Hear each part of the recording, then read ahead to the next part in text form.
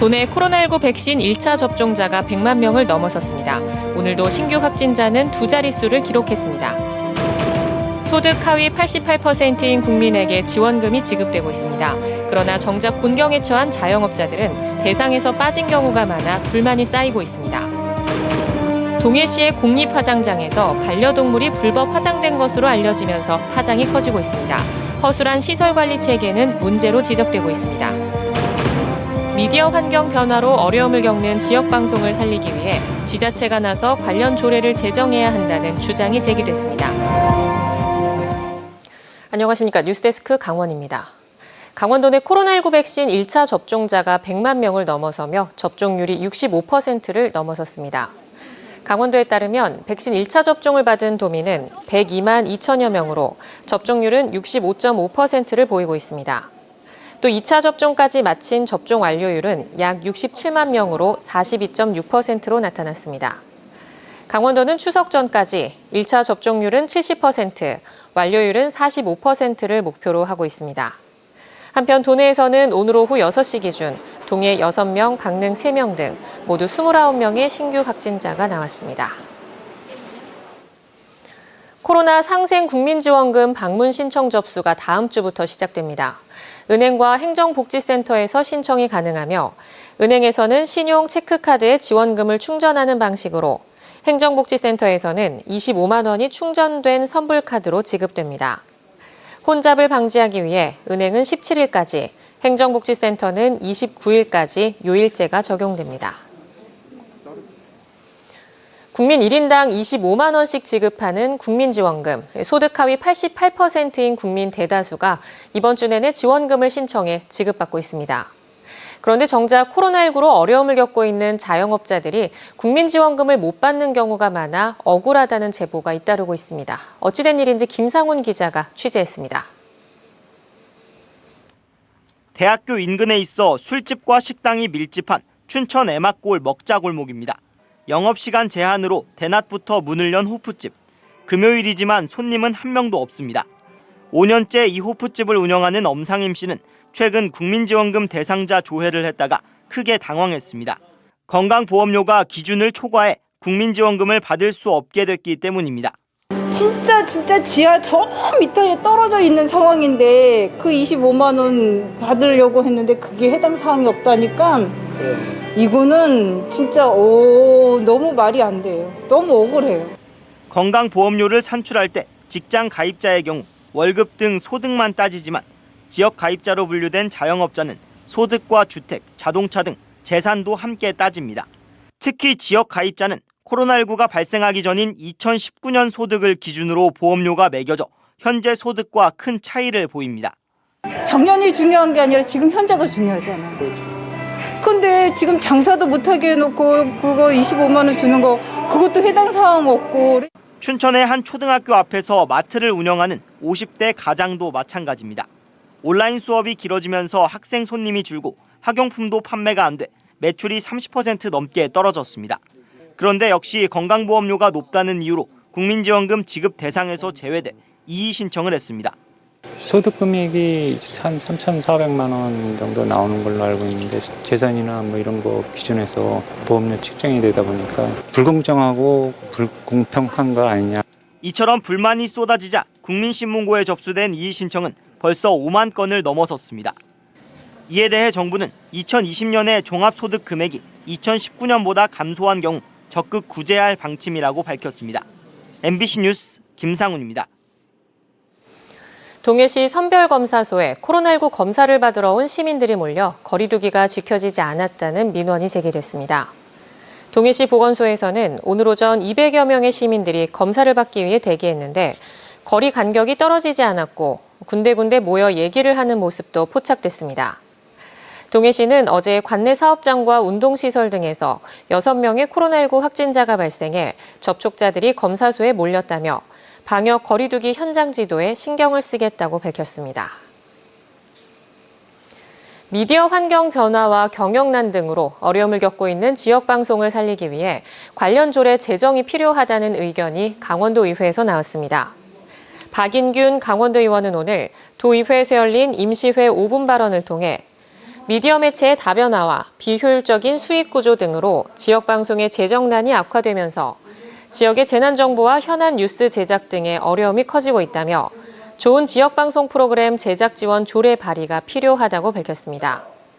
박 의원은 지역방송 발전지원특별법이 2014년 12월 시행됐지만 이것을 지역의 상황에 맞게 구체화해야 한다며 지역 소멸을 막고 지역방송을 지키기 위해 지자체의 재정 지원이 절실하다고 덧붙였습니다. 동해시 공립화장장에서 반려동물이 불법으로 화장됐다는 소식을 이틀 전 보도해드렸습니다. 장례업체와 화장장 위탁 운영자들은 이런 사실을 숨기기 위해 묘지를 옮기는 유골을 화장한 것처럼 속였습니다.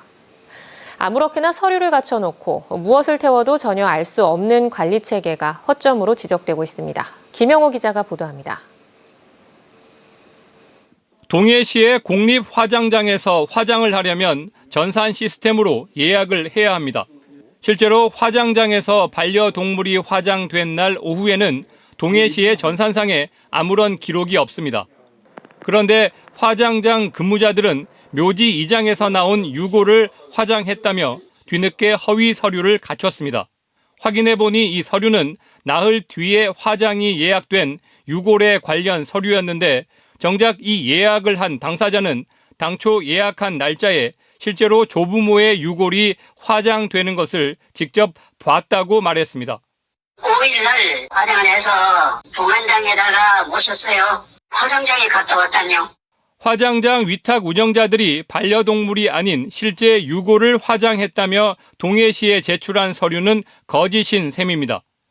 위탁 운영자들이 공립 화장장에서 몰래 무엇을 화장해도 의도적으로 사실을 숨기면 알 길이 없는 겁니다. 동해시도 전산 시스템 이외에는 화장 행위를 감독할 수 있는 장치가 없다며 허점을 인정했습니다. 통상적으로 우리가 이런 절차로 봤을 때는 이러한 불미스러운 일이 일어날 수가 없는 구조다라고 생각을 했는데 그게 뭔가 개인 친분으로 인해서 약간 그렇게 편법적으로 그렇게 하는 것도 있구나라는 걸 저희들이 이번에 알게 된 거예요. 해당 화장장 근무자는 장례업체가 유골 화장을 맡긴다는 말만 믿었고 반려동물 화장은 전혀 모른다며 여전히 부인하고 있는 것으로 알려졌습니다. 동해시는 경찰에 수사를 의뢰했고 재발 방지를 위해 화장장을 실시간 모니터링하는 시스템을 구축하겠다고 밝혔습니다. MBC 뉴스 김영호입니다. 코로나19 사태로 지난해에 이어 올해도 지역 축제들이 줄줄이 취소 결정을 내렸습니다. 이 때문에 축제장 관리를 위한 보조금도 뚝 끊겼는데요. 하지만 주민들이 나서 꽃을 심고 축제장을 가꾸며 다시 축제가 열릴 그날을 고대하고 있습니다. 조성식 기자입니다. 시가지를 감싸 흐르는 평창강. 이곳 강변을 따라 백일홍 축제장이 길게 자리 잡고 있습니다. 매년 이맘때면 관광객들로 북적였는데 지금은 빈 시설만 덩그러니 남아 있습니다. 코로나19로 폐업과 다름없는 상황. 그런데 축제장 한켠에 잘 가꿔진 백일홍 꽃밭이 펼쳐져 있습니다. 형형색색의 꽃들이 강과 함께 물결을 이루며 관광객들의 발길을 멈춰 세웁니다. 어떻게 코로나가 얼른 끝나서 그죠? 많은 사람들이 와서 좀 사진 좀 많이 찍고 보고 갔으면 좋을 것 같아요. 축제는 취소됐지만 누가 시키지 않아도 주민들이 직접 나서 꽃을 심고 축제장을 가꾸는 작업을 이어가고 있습니다. 축제는 취소가 되었으나 올 가을에는 이 백일홍 축제 꽃밭에서 좋은 추억과 또 치유의 시간을 가질 수 있도록 하는 바람이 있습니다. 하얀 소금을 뿌려놓은 듯한 드넓은 꽃밭이 파란 하늘과 마주하고 있습니다. 5만 평 밭에 메밀꽃이 꽃망울을 터뜨려 장관을 이루자 사람들이 하나둘 찾아와 꽃과 함께 추억을 담아갑니다. 이게 메밀꽃이 이렇게 쭉 펼쳐져서 이렇게 산이랑 하늘이랑 이렇게 같이 이렇게 보이는데 정말 예쁜 것 같아요. 2년째 축제를 열지 못하지만 메밀이라도 수확하자는 심정으로 주민들이 씨를 뿌린 겁니다. 혹여 축제가 잊혀지지 않을까 걱정하는 마음에 손님 맞을 준비도 이어가고 있습니다. 제재할 방법은 없어요. 그렇지만 저희들이 거리두기 안내문이라든가 손소독대 비치 등 여러 가지 등을 해놓고 자연스럽게 자율스럽게 관광객들이 메밀꽃을 보고 즐기시라고. 올해도 평창군은 7억 원이 넘는 축제 보조금을 모두 삭감할 예정입니다. 하지만 언젠가 코로나19가 종식돼 다시 축제가 열릴 그날을 기대하며 주민들은 축제장이 폐허로 변하지 않도록 힘을 모아 지켜가고 있습니다. MBC 뉴스 조성식입니다.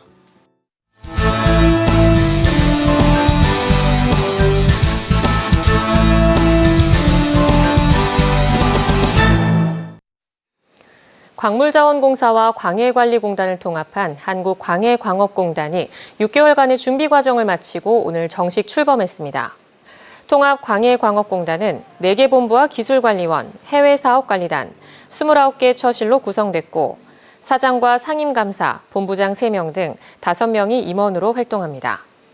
통합공단 직원은 680명으로 본부격인 광물공사 사옥에 대다수가 근무하고 광해관리공단 사옥은 해외사업관리단 건물로 활용합니다. 초대 사장의 황규현 전 광물공사 사장이 2인자인 상임감사에 이의신 전 강원경찰청 경무관이 임명됐고 광해관리공단 이청용 이사장은 어제자로 퇴임했습니다. 2022학년도 대학 수시 모집 원서 접수가 오늘부터 14일까지 닷새 동안 학교별로 진행됩니다. 도내 9개 일반 대학에서 강원 지역 인재 전형으로 총 2,168명을 모집하고 수도권 소재 대학들도 지역 균형 전형을 통해 정원의 10% 이상을 지역 학생들로 선발합니다. 4년제 대학의 경우 수험생 1명이 6개 대학에 원서를 낼 수 있고 전문대학은 2차례로 나눠 원서를 접수하며 지원대학 개수 제한도 없습니다. 올해는 문이과 통합수능이 처음 치러지는 만큼 수시 지원의 중요성이 높아지고 있습니다. 올해 양양공항 누적 이용객이 10만 명을 넘어섰습니다. 한국공항공사의 항공통계에 따르면 올해 1월부터 지난달 말까지 양양공항에 국내선 항공기 1,344편이 운항해 10만 3,985명이 이용한 것으로 나타났습니다. 8월만 보면 285편 운항에 19,266명이 탑승해 지난해 같은 기간보다 운항은 40%, 여객은 60%가량 감소해 코로나 4차 대유행의 영향을 받은 것으로 나타났습니다. 한편 원주공항은 8월에 108편의 항공기가 운항해 9,063명이 이용했습니다.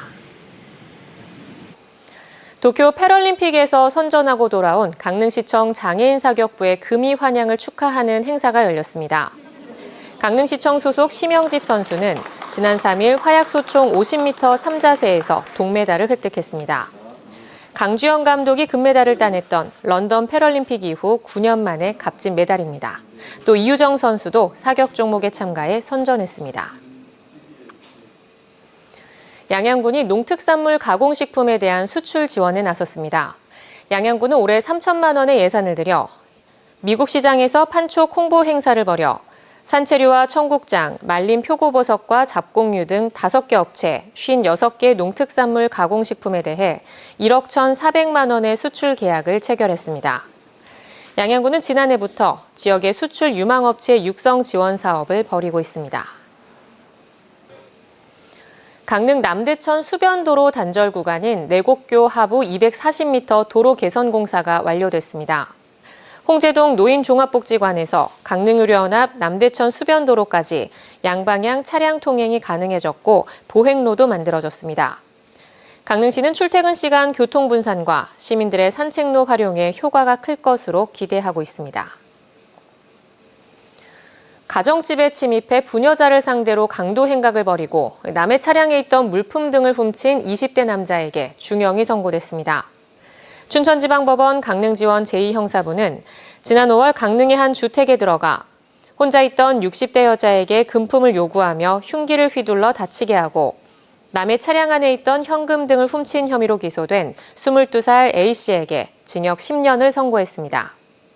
재판부는 피고인이 피해자들로부터 용서받지 못했고 교도소에 수감됐다 출소한 지 얼마 지나지 않아 범행을 저지른 점 등을 고려했다며 양형 이유를 밝혔습니다.